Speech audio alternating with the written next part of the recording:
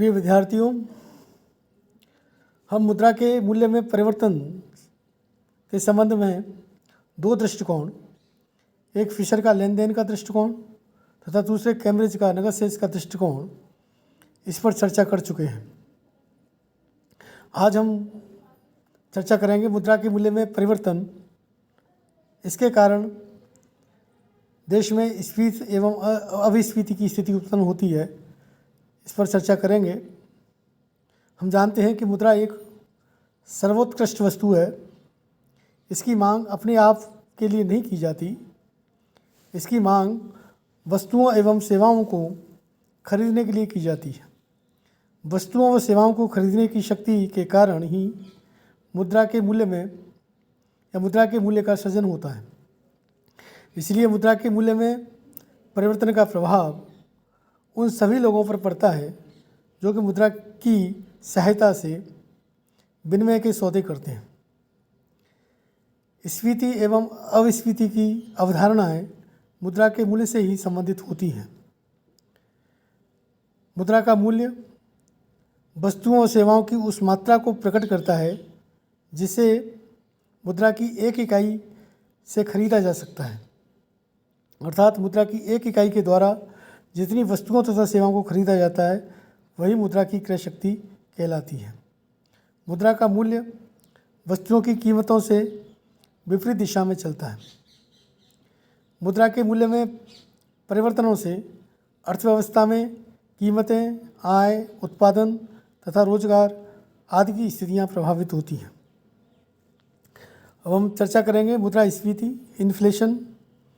स्फीति का अनुभव करना तो सरल है, किंतु इसको परिभाषित करना बहुत ही कठिन है। स्फीति की अनेक परिभाषाएं अर्थशास्त्रियों ने दी है। क्राउथर के विचार में मुद्रा स्फीति वह स्थिति है जिसमें मुद्रा का मूल्य गिरता है, अर्थात कीमतें बढ़ती हैं। कैमरर के अनुसार यह वह स्थिति है जिसमें किए जाने वाले बाजार की तुलना में चलन तथा निक्षेप मुद्रा की मात्रा अधिक हो। हार्ट्रे के विचार में आर्थिक जीवन की वह दशा जिसमें चलन का अत्यधिक निर्गमन हो मुद्रा स्फीति है। पिगू के विचार में मुद्रा स्फीति की स्थिति तब होती है जब मौद्रिक आय उत्पादन की तुलना में अधिक बढ़ रही हो। इन सभी परिभाषाओं में एक प्रमुख बात यह दृष्टिगोचर होती है कि स्फीति की अवस्था में कीमतों में वृद्धि होती है तथा मुद्रा का मूल्य घटता है। अब हम थ्योरीज ऑफ इन्फ्लेशन स्फीति के सिद्धांत पर चर्चा करेंगे। कीमत निर्धारण के सामान्य सिद्धांत के अनुसार कीमतों में वृद्धि निम्न दो में से किसी भी एक कारण से हो सकती है। पहली, जब सामूहिक मांग में वृद्धि होती है तथा दूसरे जब पूर्ति कम हो जाती है।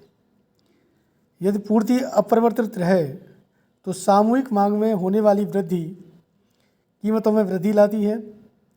इसी प्रकार यदि मांग स्थिर रहे तो पूर्ति में होने वाली कमी कीमतों में वृद्धि लाती है।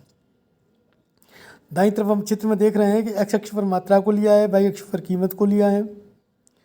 चित्र में आरंभिक साम्य का बिंदु ई है जहां मांग वक्र पूर्ति वक्र को काटता है। इस बिंदु पर साम्य कीमत ओपी है। यदि कीमत बढ़कर OP1 हो जाती है तो यह वृद्धि दो कारणों से होती है।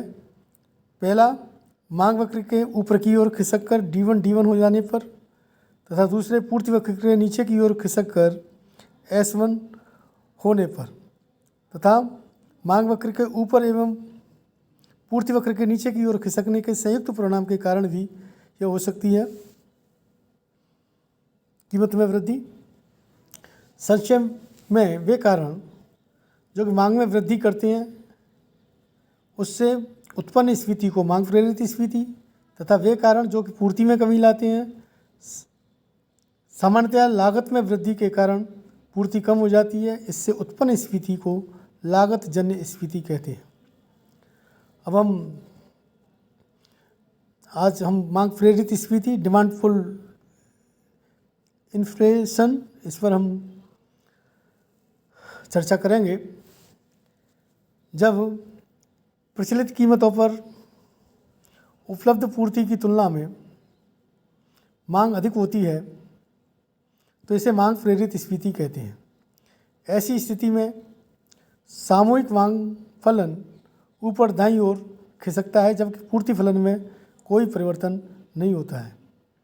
जैसा कि चित्र से स्पष्ट है, चित्र में एक्स अक्ष पर उत्पादन को लिया गया है, वाई अक्ष पर कीमत स्तर को दर्शाया गया है।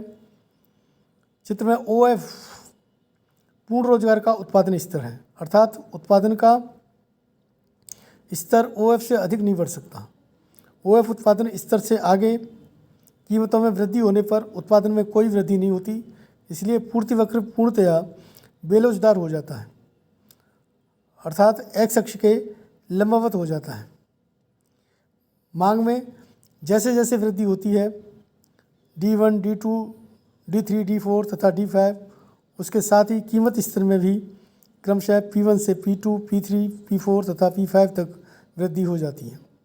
कीमत स्तर में यह वृद्धि सामूहिक मांग में वृद्धि के कारण हुई है। इस स्थिति में पूर्ति पूर्णतया निष्क्रिय रही है।